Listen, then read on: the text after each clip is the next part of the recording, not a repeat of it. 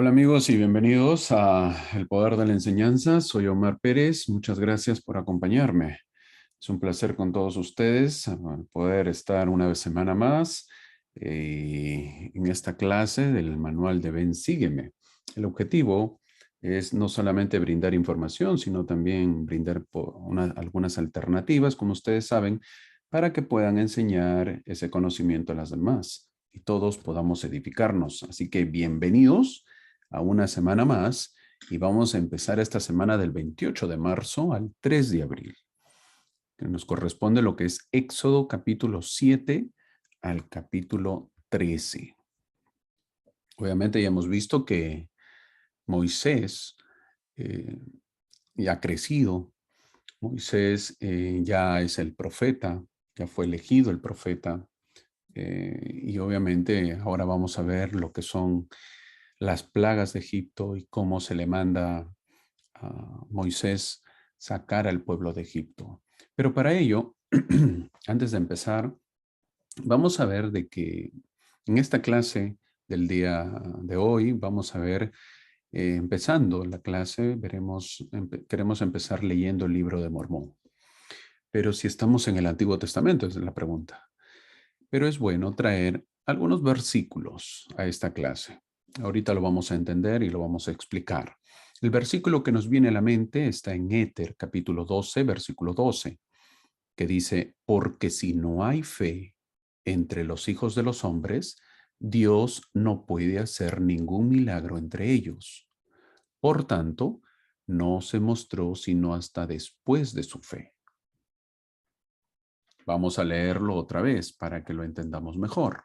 Si no hay fe, Dios no puede hacer ningún milagro. Veamos otro versículo en el libro de Mormón, donde nos dice que nosotros no recibiremos ningún testimonio hasta después de la prueba de su fe. Éter, capítulo 12, versículo 6. No recibiremos ningún testimonio hasta después de la prueba de su fe o de la fe. Terminamos con un versículo en el Nuevo Testamento.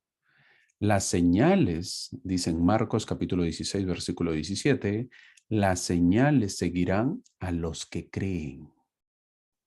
Entonces, lo que vemos aquí es que siempre en las escrituras está que primero tenemos que tener fe para que puedan venir los milagros, para que puedan venir las señales, ¿no? Estamos acostumbrados a este principio fundamental del Evangelio, que se debe ejercer la fe antes de que veamos milagros en nuestra vida. Bueno, ahora sostenga el teléfono o su computadora y haga una copia de seguridad del video. Así que tomemos un descanso, relajémonos un poquito. ¿Por qué? Porque lo que estamos a punto de estudiar rompe esa regla. Dios tiene sus razones. La fe no precede al milagro. Eso es lo que vamos a ver en esta clase. Pero cuando se trata de la demostración del poder de Dios para los israelitas en Egipto, el dicho debe ser que los milagros preceden a la fe. Los milagros preceden a la fe. Es decir, los milagros son antes que la fe. Bueno, eso no me parece justo, eso no parece justo, ¿verdad? Pero seguro veremos cómo se desarrolla esto, si es bueno o no. Eso lo vamos a ver en el transcurso de las demás lecciones. Veamos ahora que el Señor prometió la tierra de Canaán a la posteridad de Abraham, de Isaac y de Jacob. ¿Cómo funciona eso cuando su posteridad está esclavizada en Egipto? Para poder guardar sus convenios con los patriarcas, el Señor tuvo que sacar al pueblo de Egipto y llevarlo a la tierra prometida. Nefi enseñó, he aquí, él amó a nuestros padres, se hizo convenio con ellos, sí, con Abraham, Isaac y Jacob, y se acordó de los convenios que había hecho. Por tanto, lo sacó de la tierra de Egipto. Eso lo dice en primera de Nefi, capítulo 17, versículo 40. Por sus propias razones, Dios hace un gran espectáculo, que vamos a verlo ahora, del evento, de las plagas, de los milagros. No es solo un espectáculo, sino muchos. espectáculos que quedarán escritos y serán recordados por muchísimos años. Él se está haciendo un nombre, Dios. Dios está haciendo un nombre para sí mismo, el Dios de Israel. Está mostrando que su poder es mayor que todos los dioses de Egipto. En una rara demostración de fuerza, Dios es inusualmente demostrativo. La iglesia tiene un profeta muy amado por muchos. Quizás la generación de los 50, la generación de los 60, 70, 80, lo hayan conocido este profeta como es el presidente Kimball, quien escribió su libro muy bueno y conocido, La fe precede al milagro. Pero hoy veremos que la fe no precede al milagro, que la fe no precede a los milagros. No uno, sino varios milagros. A medida que estudiamos el Éxodo y el viaje a la tierra prometida, será mucho más fácil si nos damos cuenta de que esta historia es, en muchos sentidos, una excepción a la forma en que Dios trata normalmente a sus hijos en la actualidad. Grandes señales de poder, la división del Mar Rojo, columnas de fuego y nubes de humo, severos castigos por violar la ley, la aniquilación de los pueblos de Canaán, incluyendo la matanza de mujeres y niños. Todo eso vamos a verlo, es un poco difícil de entenderlo, pero vamos a ir conociendo de cómo es la forma que actúa Dios. Según los datos, también veremos ahora que mencionan que fueron 600,000 hombres los que salieron, ¿verdad? Vamos a ver que no es un pueblo pequeño, sin contar obviamente mujeres y niños, que llegan a un promedio de 2 millones de personas. Es mucha la cantidad del pueblo de Israel que sale de Egipto. Entonces vamos a ver de que cómo eso afecta en la economía, obviamente la economía egipcia, o para cualquier país lo afectaría. Al avanzar vemos el tema. El capítulo tiene un tema, un título que le ha dado el manual. El manual de Ben Sígueme dice: tened memoria de este día, en el cual habéis salido de Egipto. El manual pone énfasis en poder recordar la salida de Egipto y lo importante que es. Egipto tenía una población de alrededor de 10 a 12 millones de personas para este tiempo. Israel constituía 2,5 a 3 millones de ese número, el cual quiere decir que Egipto iba a perder el 25% de su población y casi toda su fuerza laboral, si es que Israel se iba. Imaginémonos si Estados Unidos, el cual ahora mismo hay más de 300 millones de personas, su población, fueran en cuestión de unos cuantos días a perder repentinamente 75 millones de personas. Y que estas personas fuesen los trabajadores de construcción, trabajadores de fábrica, ensambladoras de automóviles, trabajadores del campo, preparadores de comida, electricistas, gasfiteros, trabajadores del acero, choferes de camiones. Los efectos serían devastadores. El país colapsaría. Distribuidores de comida que se vayan, de construcción, reparadores de automóviles, servicio público, todos los servicios que nosotros damos por sentado serían interrumpidos. Para poder recuperarse el país le tomaría décadas. Los Estados Unidos sería de un día para otro un índice de poder de segunda y una nación en quiebra que probablemente no podría llegar a alcanzar su grandeza otra vez. Ahora entramos a lo que es Éxodo capítulo 7, versículo 5. Dice: y sabrán los egipcios que yo soy Jehová, cuando extienda mi mano sobre Egipto y saque a los hijos de Israel de en medio de ellos.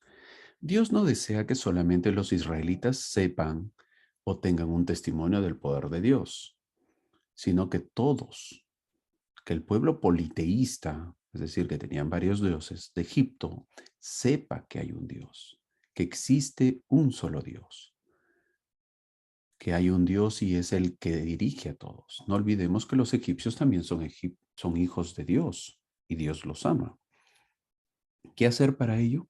Para ello Jehová tiene que demostrar todo el poder y que sepan los egipcios que Jehová es el único y verdadero Dios. Los milagros eran para todos, es decir, que si los egipcios creían, podían irse de Egipto y aceptar a Jehová como Dios.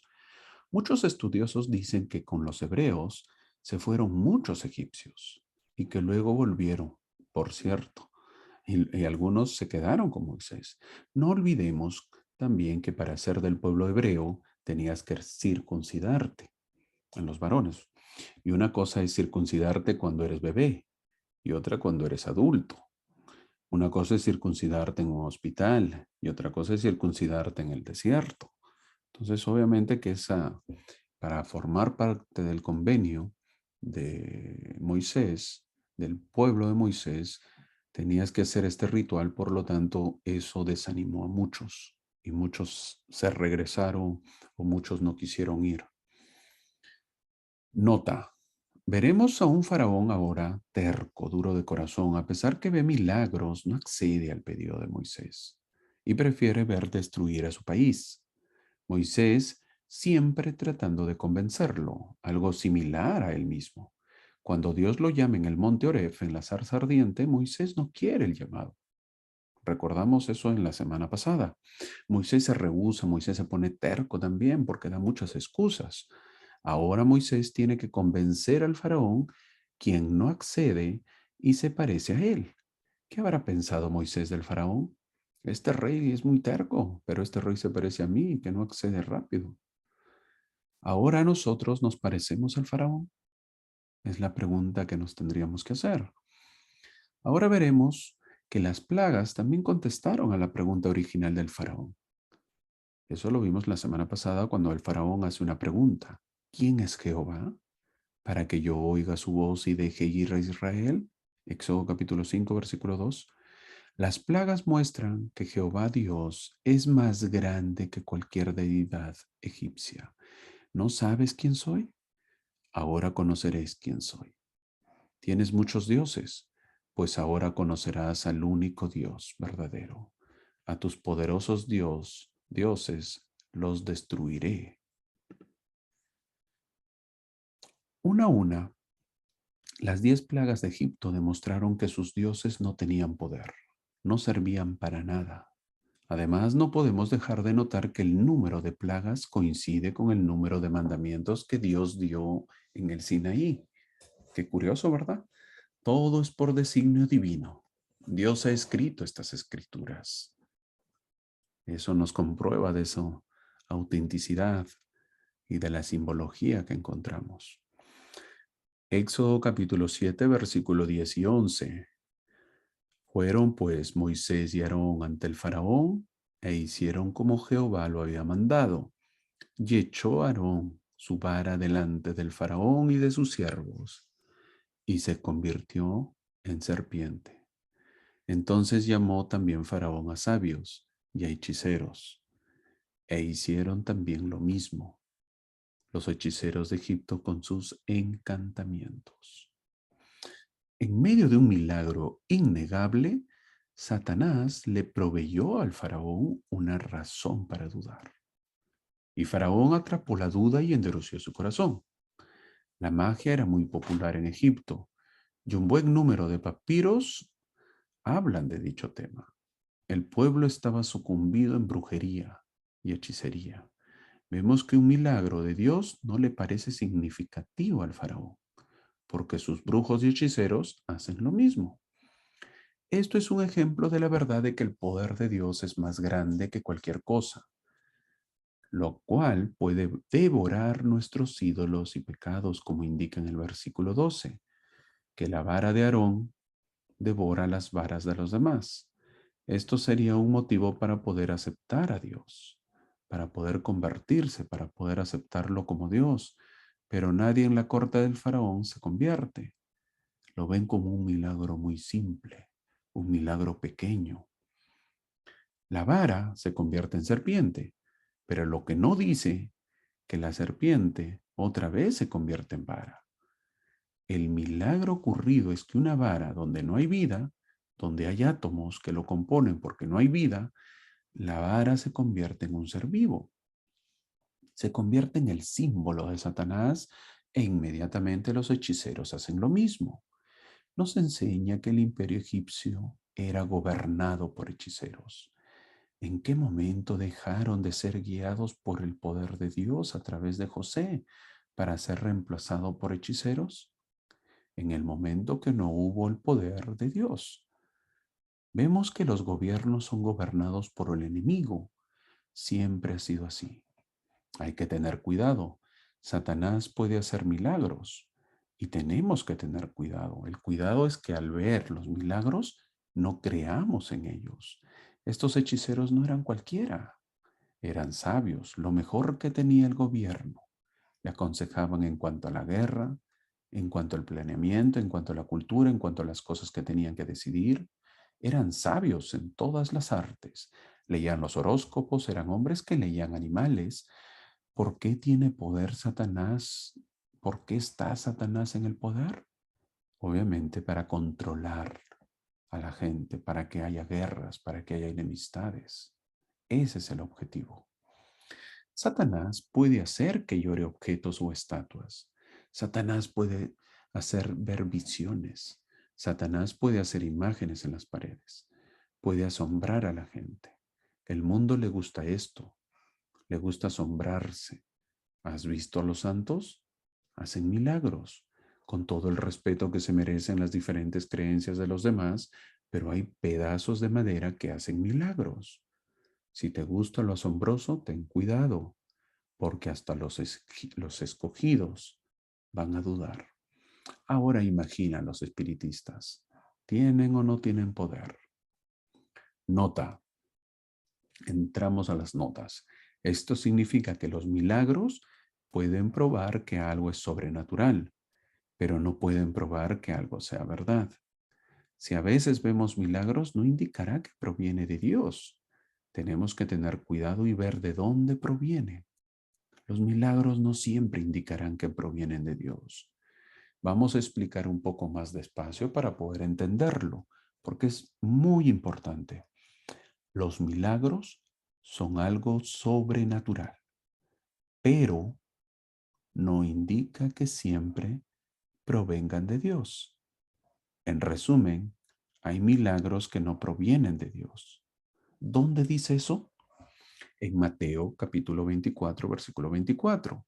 Jesús advierte, porque se levantarán falsos cristos y falsos profetas y harán grandes señales y prodigios, de tal manera que engañarán, si fuere posible, aún a los escogidos.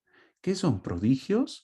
Sucesos extraordinarios y maravillosos que no pueden explicarse por las leyes regulares de la naturaleza. En otras palabras, milagros. ¿Qué podemos aprender del faraón? Que cuando te vaya bien, simplemente mantén la calma. No pienses que estás en la cima del mundo.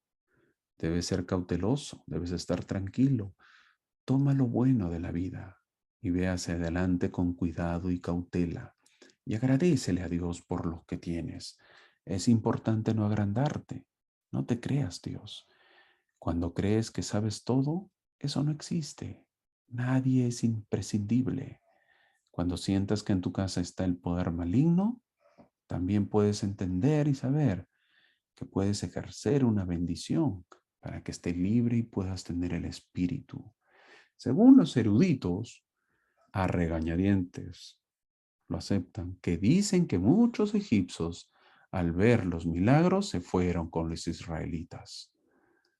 Como a pesar de ver los milagros también, muchos israelitas se quedaron, se resistían a dejar la comodidad.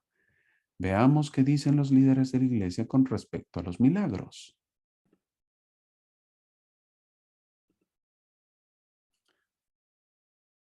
A lo largo de los siglos y en casi todos los países, los hombres han ejercido grandes poderes ocultos y místicos, incluso para curar a los enfermos y realizar milagros. Se encontraron adivinos, magos y astrólogos en las cortes de los reyes antiguos. Tenían ciertos poderes por los cuales adivinaban y resolvían los problemas, sueños, esos problemas y sueños del monarca. Uno de los ejemplos más llamativos de esto se registra en el Éxodo, donde el faraón llamó a los sabios y a los hechiceros, que duplicaron algunos de los milagros que el Señor había mandado a Moisés y a Aarón que hicieran. Cuando Aarón arrojó su vara, se convirtió en serpiente. Los magos egipcios arrojaron sus varas y también se convirtieron en serpientes. Más allá de este punto, los magos de Egipto no podían ir. Los magos fallaron en los días de José en interpretar el sueño del faraón, porque era un sueño del Señor. Pero José, por cuanto poseía el sacerdocio, lo interpretó. Debe recordarse que Satanás tiene un gran conocimiento y por lo tanto puede ejercer autoridad y hasta cierto punto controlar los elementos cuando no interviene algún poder mayor. Eso lo dijo el presidente Joseph Fielding Smith en un libro llamado Respuestas a las preguntas del Evangelio. He aquí, hay otro mensaje que da el elder Ronald Rasband, del Cuerón de los 12 Apóstoles. Eso está en la conferencia de abril del año pasado, del 2021, y su tema se llama He aquí, soy un Dios de milagros. Él dice lo siguiente: los milagros, las señales y las maravillas abundan entre los seguidores de Cristo hoy en día, tanto en la vida de ustedes como en la mía. Muchos de ustedes han presenciado milagros, más de lo que se dan cuenta. Puede que parezcan pequeños comparados con los que hizo Jesús al levantar a los muertos, pero no es la magnitud lo que los hace ser milagros, sino el hecho de que vienen de Dios. Algunos insinúan que los milagros son simples coincidencias o pura suerte, pero el profeta Nefi condenó a quienes menosprecian el poder y los milagros de Dios y se predican su propia sabiduría y su propia instrucción para enriquecerse. Dice en 2 Nefi 26:20. Los milagros se producen mediante el poder divino de aquel que es poderoso para salvar. Los milagros son extensiones del plan eterno de Dios.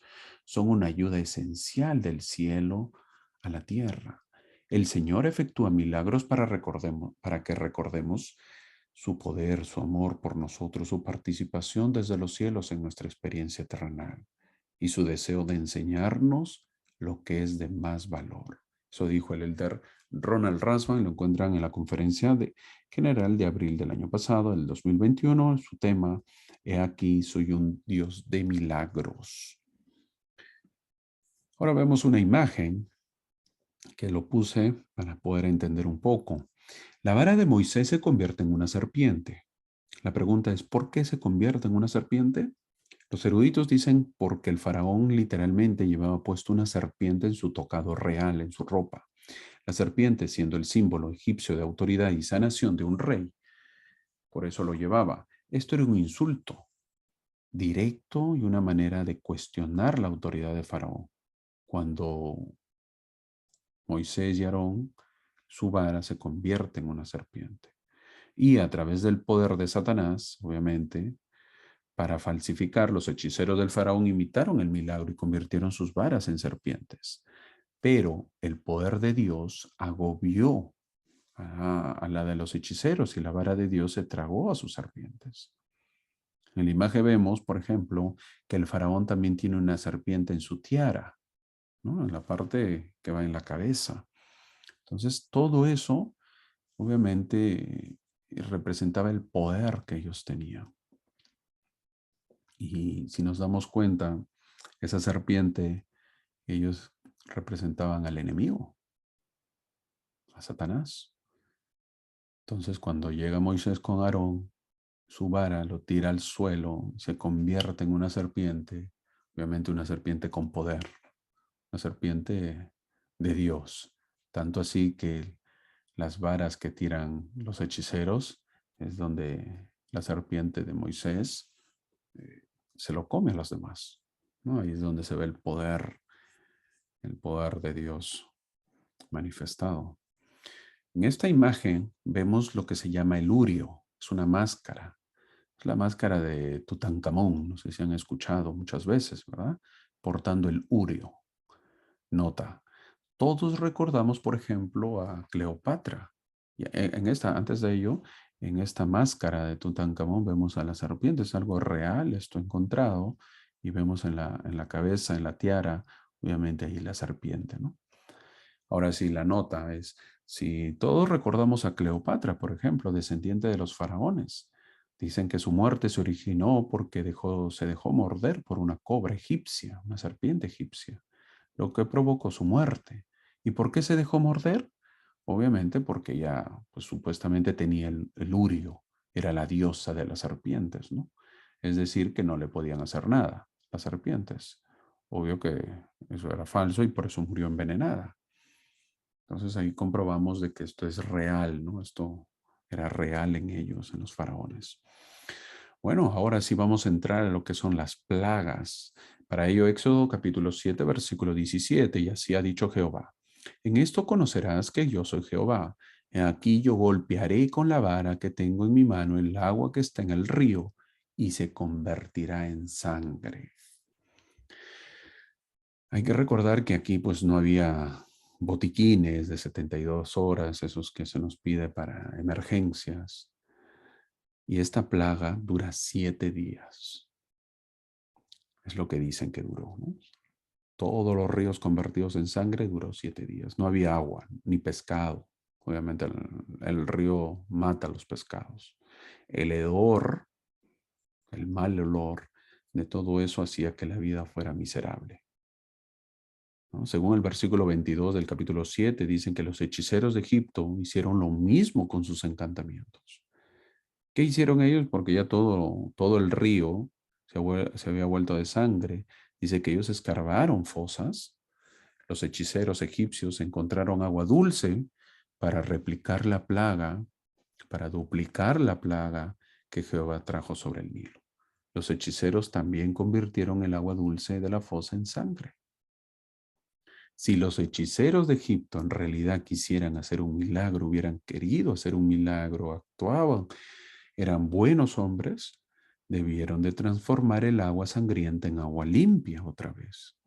No lo hicieron porque Satanás no puede llevar a cabo milagros constructivos, milagros que purifican.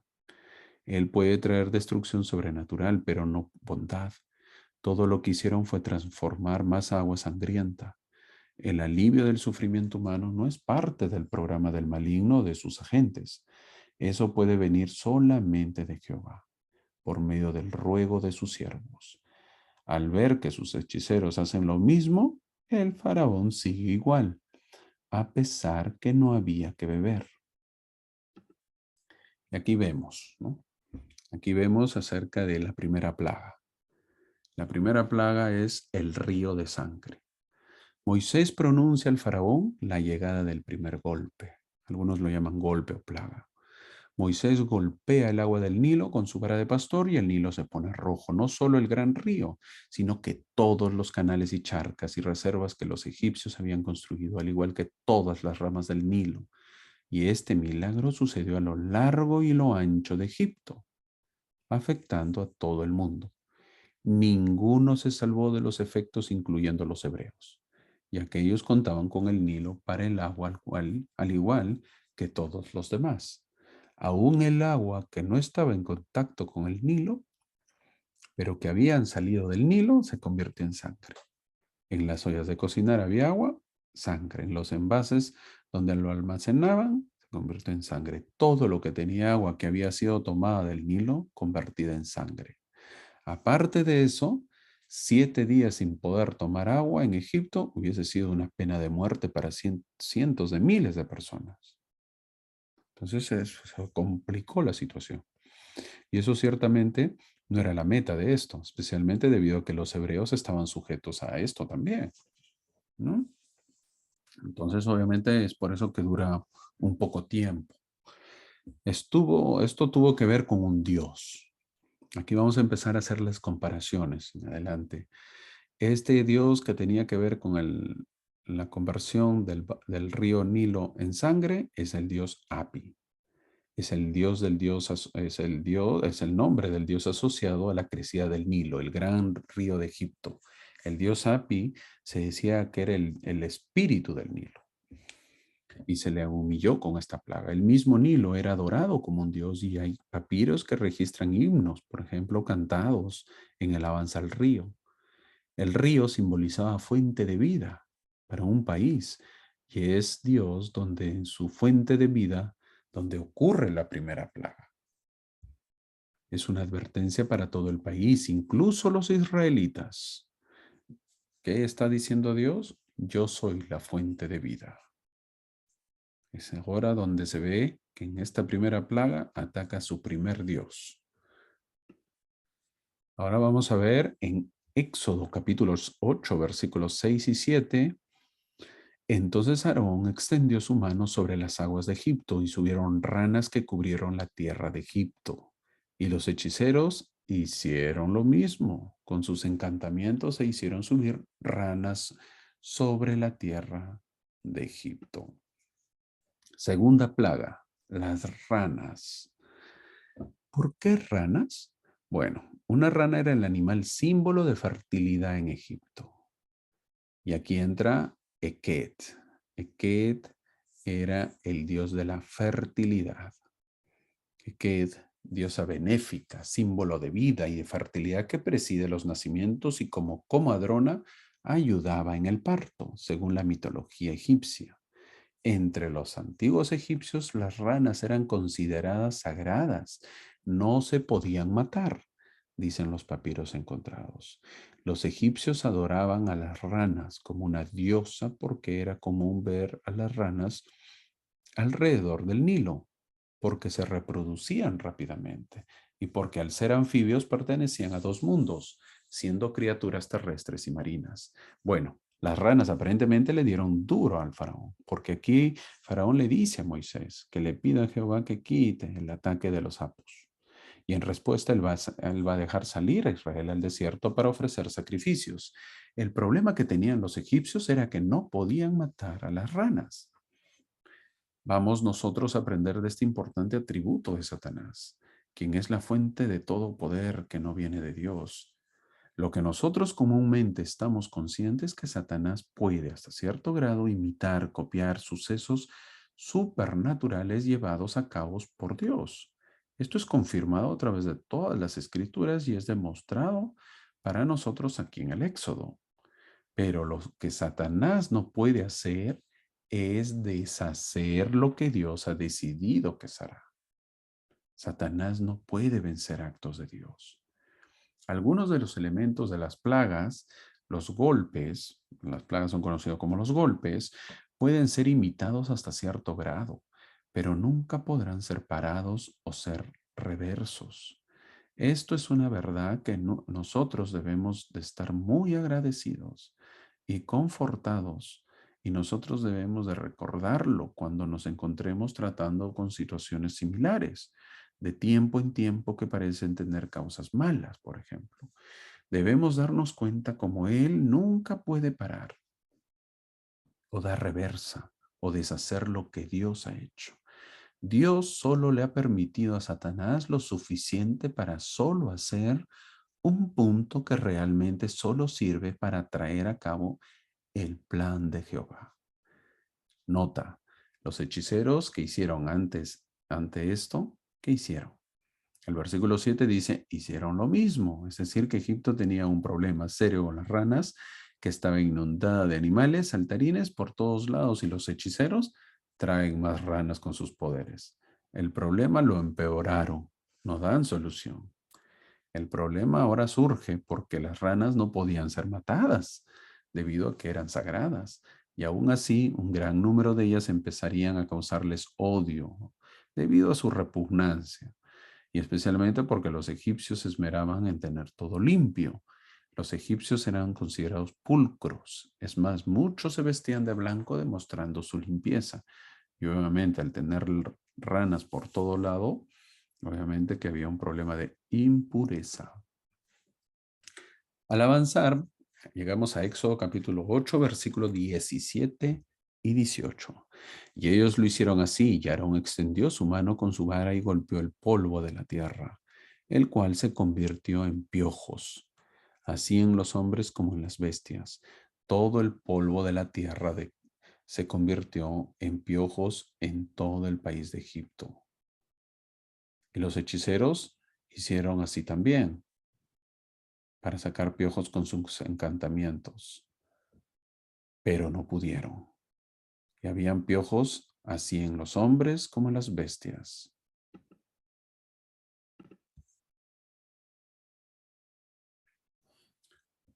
Vemos ahora la tercera plaga, los piojos. Otros mencionan que fue la plaga de los gusanos también. Se le asume al dios Tot. Asimismo, se le acreditaba la autoría de la religión y la magia, la filosofía, la ciencia e incluso las áreas del conocimiento divinas y humanas. Esta plaga representaba un duro golpe a la brujería y la falsa religión, a los supuestos hechiceros y sacerdotes que eran las mentes luminarias de Egipto. Al momento de querer hacer lo mismo, los hechiceros se dieron cuenta que no podían. Por más que intentaron, sabían que estaban atentando contra su Dios, pero no pudieron imitar. Reconocieron en el versículo 19 diciendo, dedo de Dios es este. Los hechiceros dicen, dedo de Dios es este. Wow. Ellos creen, ellos se dan cuenta que algo superior está actuando. De esto podemos aprender que aquellos que no saben nada de Dios son a menudo más rápidos en creer que aquellos que han estudiado religión. Entonces aprendemos que los que no saben nada de Dios son más crédulos, más creyentes. Es más fácil llegar a ellos. Eso nos enseñan estos hechiceros. Creen. Éxodo capítulo 8, versículo 21. Vamos a ver una plaga más. Porque si no dejas ir a mi pueblo, he aquí yo enviaré sobre ti y sobre tus siervos y sobre tu pueblo y sobre tus casas nubes de moscas. Y las casas de los egipcios se llenarán de nubes de moscas y asimismo la tierra donde ellos estén. Vemos ahora la cuarta plaga. La cuarta plaga tiene que ver el dios Huachit o Kepri, era el dios de los insectos, era uno con cara de insecto, era un amuleto de vida y poder. ¿Cuánta vida y cuánto vas a poder tener si un insecto te molesta? Eso representaban ellos. ¿Cuánta vida y cuánto vas a poder tener si un insecto te molesta? Ahora, obviamente no era un insecto la plaga, eran cientos, miles, millones de insectos. En esto se ve que el Dios Jehová obviamente ataca a este Dios. La cuarta plaga. Ojo que en el versículo 24 menciona que eran moscas molestísimas. O sea, molestaban terriblemente.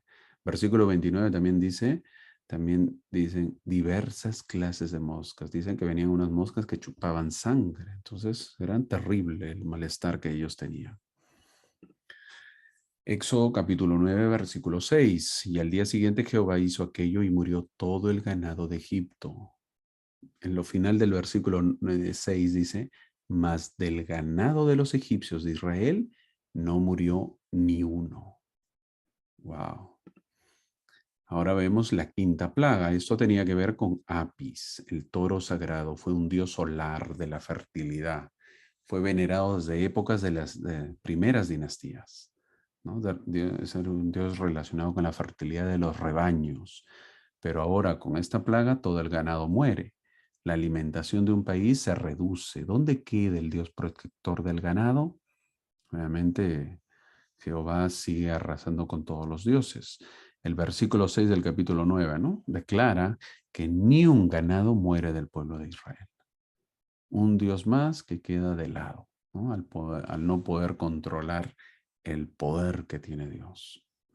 Avanzamos y llegamos a Éxodo capítulo 9, versículo 9.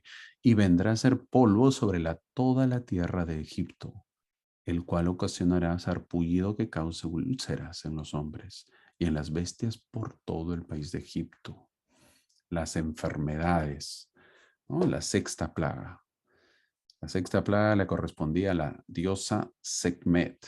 Sekhmet era quien otorgaba a sus adoradores el dominio sobre sus enemigos y el vigor y la energía para vencer la debilidad y la enfermedad. Era la diosa de las enfermedades. Era quienes recurrían para ser sanados. Era la diosa de la salud. ¿Qué hacer cuando todo el país tiene enfermedad? ¿Dónde queda el Dios protector de las enfermedades? Entonces, aquí vemos una plaga más. Ya estamos en la sexta plaga y vamos a ver en Éxodo capítulo 9, versículo 23. Y Moisés extendió su vara hacia el cielo, y Jehová hizo tronar y granizar, y el fuego se descargó sobre la tierra, y Jehová hizo llover granizo sobre la tierra de Egipto. Aquí vamos a ver una plaga, la séptima plaga es una plaga interesante.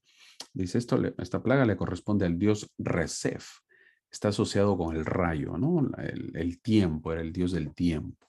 En Egipto cae granizo y fuego al mismo tiempo. Algo inusual, algo asombroso, algo realmente devastador para una ciudad. Ya había tenido insectos, ya había tenido gusanos, ya había tenido piojos, ya había tenido moscas, el río con sangre, el ganado muerto, las úlceras en las personas están enfermas. Y obviamente viene esta plaga donde cae granizo y cae fuego. Obviamente afecta a toda la naturaleza, toda la parte verde que viene a ser el ecosistema, lo que viene a ser las frutas, vienen a ser los alimentos, todo es destruido. Una plaga muy fuerte, o sea, el dios Reset no los protege. Éxodo capítulo 10, versículo 4 y 5.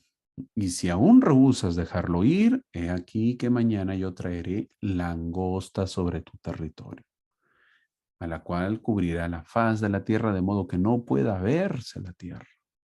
Estaba lleno de ellos. Y ella comerá lo que se salvó, lo que os haya quedado del granizo. Comerá asimismo todo árbol que os produce fruto en el campo. Es decir, que el granizo y el fuego destruyen la ciudad, pero no lo destruyen todo. Ahora que viene, vienen las langostas, o sea, a terminar de destruirlos, ¿no? Eso es la octava plaga. Ahora vamos a ver quién está a cargo de eso que Dios, Osiris, uno de los dioses más importantes de los dioses egipcios. Se le asignaba como el dios de la resurrección, de la generación del Nilo y de la fertilidad. Según la mitología egipcia, fue el inventor de la agricultura y la religión, y su reinado fue beneficioso y civilizador. Gracias a este dios es porque Egipto era el país más grande y próspero. Tener un dios de la agricultura es vital y los egipcios lo sabían. Al llegar estos animales a Egipto, lo que hacen, obviamente las langostas, lo que hacen es buscar aquello que no ha sido destruido todavía y lo acaban por completo. El país se sigue destruyendo y el faraón no lo entiende. Llegamos a Éxodo capítulo 10, versículo 22. Y extendió Moisés su mano hacia el cielo y hubo densas tinieblas 3 días por toda la tierra de Egipto. Aquí que vemos la novena plaga. El dios le corresponde al dios Ra. ¿Quién era el dios Ra? Cuenta la leyenda que en un principio no había luz. Solo existía la oscuridad y una gran extensión de agua con el nombre de Nun. El poder de Nun era tan grande que desde el interior de la penumbra hizo brotar un huevo grande y brillante, y del interior de ese huevo surgió el dios Ra. El gran dios Ra que protegía a Egipto de la oscuridad. Ahora su poder dejó de funcionar con una oscuridad total. El dios Ra se fusiona, se une con el dios Amón, y juntos fueron conocidos como el dios Amon-Ra, uno de los más poderosos dioses, ¿no? No olvidemos también que esta plaga es acerca de la oscuridad, de las tinieblas, pero no olvidemos que no había electricidad pues en esa época, ¿no? Y que la iluminación que había era muy poca, pero por lo menos había algo. A eso le añadimos que hubo densas tinieblas por 3 días seguidos. Eso hacía difícil, ¿no? El poder salir de casa y hacer cosas. Toda la ciudad metida en sus casas, obviamente a oscuras. Éxodo capítulo 12, versículo 12. Llegamos al final de las plagas, ¿no? Pues yo pasaré esa noche por la tierra de Egipto y heriré, dice, de muerte a todo primogénito en la tierra de Egipto, tanto de los hombres como de las bestias, y ejecutaré mis juicios contra todos los dioses de Egipto, yo Jehová. Si algún dios ha quedado existente, ahora vamos a ver la 10ª plaga que Dios va a pasar con su ángel. Y obviamente si ha quedado algún dios, a todos los dioses serán destruidos, ¿no? Eso es lo que nos dice. Y para ello vemos la 10ª plaga. Ahora veremos a la diosa Isis. Su poder mágico era mayor que el de todos los demás dioses y se decía que protegía el reino de sus enemigos, gobernaba los cielos y el mundo natural y tenía poder sobre el propio destino. Isis era una de las diosas más importantes entre los egipcios. Era una maga poderosa, esposa de Osiris, el dios de los muertos, ¿no? A ella se le asignaba que era considerada, se le asignaba la madre de todos los dioses, la madre de los menores, de los niños, tenía el poder de la vida. Entonces, obviamente, al llegar la plaga con la muerte de los primogénitos, la plaga llega a tocar, en este caso, a la familia del faraón. Los estudiosos dicen que todas las demás plagas no afectó al faraón. ¿Por qué? Por ejemplo, la plaga de los piojos no le afectó a él, las úlceras, el faraón no llegó a tener úlceras, pero la muerte de los primogénitos, eso sí llegó a la casa del faraón. Su mismo primogénito murió. Ahora el faraón entendió, por fin, que toda su familia estaba desprotegida, que la misma Isis había sucumbido al poder de Dios verdadero. Ahora vemos a un faraón que accede que el pueblo de Abraham salga de Egipto y que se vaya al desierto. Al salir de Egipto, el faraón y el pueblo reconocían a Dios como el más alto Dios. Todo Egipto destruido es lo que queda. Ni los perros egipcios se atreverían o se atreverán a ladrar al pueblo del Señor. Nos damos cuenta que el pueblo hebreo se convierte en un pueblo poderoso, obviamente por estar bajo la influencia de Jehová, del Dios de Israel. Después de leer estas plagas, viene la pregunta: ¿quedarían ganas de poder seguir adorando a esos dioses? Aquí está un resumen de las 10 plagas de Egipto. Todos los dioses egipcios son destruidos. El resumen de las plagas, o sea, los principales dioses de Egipto son destruidos, son azotados y con consecuencias terribles para el país. El país es destruido en su totalidad. Muchos mencionan que las plagas no fueron inmediatas, no fueron un día sí, un día una plaga y al otro día otra plaga. Dicen que más o menos duraron 10 meses las plagas. Otros mencionan que las plagas están conectadas, que es como una secuencia de eventos. Por ejemplo, el río se contamina por la sangre, la primera plaga, lo que lleva a las ranas a la tierra. Hay una es consecuente, ¿verdad? Eso es la segunda plaga.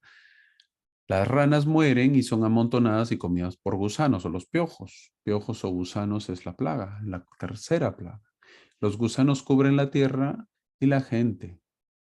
O sea, las moscas es la cuarta plaga, ¿no? Al cubrir los gusanos llenan la tierra. Las larvas se convierten en moscas, ¿no? Los gusanos obviamente se transforman, se llama eclosionan y llenan los cielos de Egipto con insectos. Al llenar los insectos, las moscas, infectan el ganado con una enfermedad mortal, que viene a ser la quinta plaga. Al morir el ganado, la misma infección, muere infectados, provoca forúnculos en los humanos, o sea, las úlceras, ¿no? Que viene a ser la sexta plaga.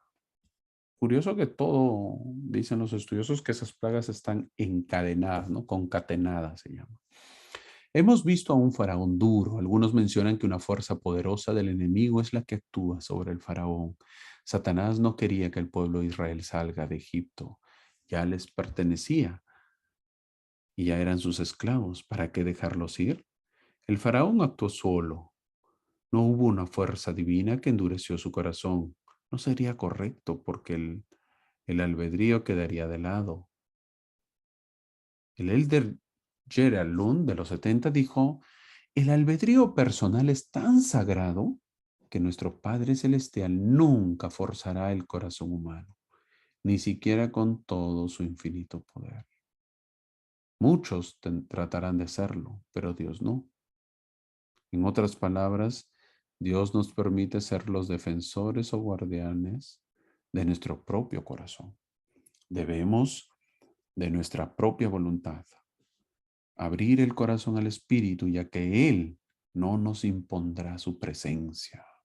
Eso menciona el elder Gerald Lunt. Eso está en la Leona de mayo del 2008. Su tema se llama Abramos nuestro corazón. Eso es una defensa a lo que le sucedió al faraón, ¿verdad? Si pensamos de que él endureció su corazón, obviamente lo endurece por propia iniciativa, nadie más. No hay una mano divina que lo hace endurecer el corazón. Lo que se menciona también es de que el faraón endurece su corazón, obviamente porque estaba asesorado por hechiceros y porque Satanás había llegado al poder, ¿no? Y lo tenía sujeto a él. Para ello, sale el pueblo de Israel avanza, y vemos que en Éxodo capítulo 13, versículo 21 dice, Jehová iba delante de ellos, de día en una columna de nube para guiarlos por el camino, y de noche en una columna de fuego para alumbrarlos, a fin de que anduviesen de día y de noche. Al salir vemos uno de los milagros también imponentes, que Dios mismo los guía.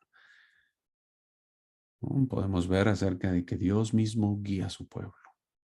Moisés, anteriormente hemos visto que dijo, ¿quién soy yo para semejante tarea? Dios le respondió, yo estaré contigo. En otras palabras, no es quién eres, es con quién vas. Confía, ten confianza. Al salir de Egipto, el pueblo hebreo no eligió el camino que todos usaban. Hay un camino hacia el norte que lleva al pueblo de Canaán, a la ciudad de Canaán. Sino, el pueblo hebreo obviamente elige un camino diferente, guiado por Moisés y la nube que los acompaña. Para Dios no era importante el destino, lo que era importante era el viaje. A veces nosotros también hemos pasado por lo mismo. Pasamos por un largo camino para llegar a la tierra prometida. Pagamos el precio para poder conocer a Dios. Qué bonito saber de que sale el pueblo de Israel a través, obviamente, de un poder grande como es que Jehová hace milagros sobre el pueblo de Israel y los cuida. Y la última plaga indicaba matar todos, a todos los primogénitos. Pero para ello el pueblo de Israel tiene que marcar sus dinteles, sus puertas con sangre, con la sangre del cordero. Muchos marcaron, muchos marcaron sus puertas, sus casas con esta sangre como señal de Pascua. Y el ángel dice que en la noche pasó y verificaba que las casas que no estaban, obviamente entraba y mataban a todos los primogénitos. Al día siguiente, todos los primogénitos, obviamente egipcios, habían muerto. Y dentro de ellos, el hijo del faraón. ¿Qué podemos aprender de esto? La hermana Sidney Reynolds, primera consejera de la Presidencia General de la Primaria en la Conferencia General de abril del 2001, su mensaje se llamó Un Dios de Milagros. Dijo lo siguiente, dijo, de igual manera que esos grandiosos milagros son los milagros privados, más pequeños que nos enseñan a tener fe en el Señor. Estos se reciben al reconocer y dar oído a los susurros del Espíritu en nuestra vida diaria. Ella opta y nos aconseja Obviamente es importante. Nadie duda, nadie discute esos grandiosos milagros. Pero esos milagros privados, dice, esos más pequeños que nos enseñan a tener fe en el Señor, estos reciben al reconocer, estos se reciben al reconocer y dar oído a los susurros del Espíritu en nuestra vida diaria. Para terminar, voy a leer lo que dijo el elder Donald Hallström de los 70. Él dice, ¿tienen razón las buenas personas y sus seres queridos en formular la pregunta que planteó Mormón? ¿Ha cesado el día de los milagros? Mi limitado conocimiento no puede explicar por qué a veces hay intervención divina y otras veces no hay, pero tal vez nos falta una comprensión de lo que constituye un milagro. A menudo describimos un milagro como ser sanado sin una plena explicación de la ciencia médica, o como evitar un peligro catastrófico al prestar atención a una clara impresión. Sin embargo, definir un milagro como un suceso benéfico que se produce mediante poder divino que los mortales no comprenden, brinda una perspectiva más amplia en los asuntos de naturaleza más eterna. La definición también nos permite contemplar la función esencial de la fe al recibir un milagro. Una pregunta crítica a considerar es, ¿dónde ponemos nuestra fe? ¿Está nuestra fe centrada en simplemente querer ser aliviados del dolor y del sufrimiento? ¿O está firmemente centrada en Dios el Padre y en su santo plan, en Jesucristo y en su expiación? La fe en el Padre y en el Hijo nos permite entender y aceptar su voluntad mientras nos preparamos para la eternidad. Hoy les testifico, dice el elder, de los milagros. Ser hijo de Dios es un milagro. Recibir un cuerpo a su imagen y semejanza es un milagro. El don de un Salvador es el milagro. Es un milagro. La expiación de Jesucristo es un milagro. La posibilidad de la vida eterna es un milagro. Aunque es bueno orar y trabajar por la protección física y la sanación durante nuestra existencia mortal, nuestra atención suprema debe centrarse en los milagros espirituales que están al alcance de todos los hijos de Dios. Sin importar nuestra identidad étnica, sin importar nuestra nacionalidad, a pesar de lo que hayamos hecho si nos arrepentimos, sin tener en cuenta lo que se nos haya hecho, a todos se nos concede el mismo derecho a esos milagros. Estamos viviendo un milagro y tenemos más milagros por delante. Eso dijo el elder Donald Hallström de los 70 en la Conferencia General de octubre del 2017. Su mensaje se llamó ¿Ha cesado el Dios de los milagros? Hermanos, ahora hemos visto todos muchos milagros. Hemos visto que los milagros han existido, hemos visto de cómo el pueblo de Israel sale y nos queda una pregunta. ¿Seguiremos nosotros pidiendo milagros? ¿Somos ese pueblo temeroso? ¿Le tenemos miedo? ¿Tenemos miedo? Por naturaleza el hombre tiene miedo. Y quisiera terminar diciendo, no tengamos temor. Cuando el temor nos visite y toque nuestra puerta, dejemos que vaya la fe a abrirla. Que esa sea nuestra meta, demostrar nuestra fe. No pidamos milagros, porque los milagros ya existen. Esos milagros pequeños, esos milagros privados, que solamente lo sabe Dios y lo sabe uno mismo, que solamente lo sabe Dios y lo sé yo. Esos milagros pequeños, pero que me fortalecen mi fe. Todos podemos tenerlos. Reconozcamos la mano divina en nuestras vidas. Buena semana y les comparto estas clases con mucho amor. Gracias y nos vemos la próxima semana.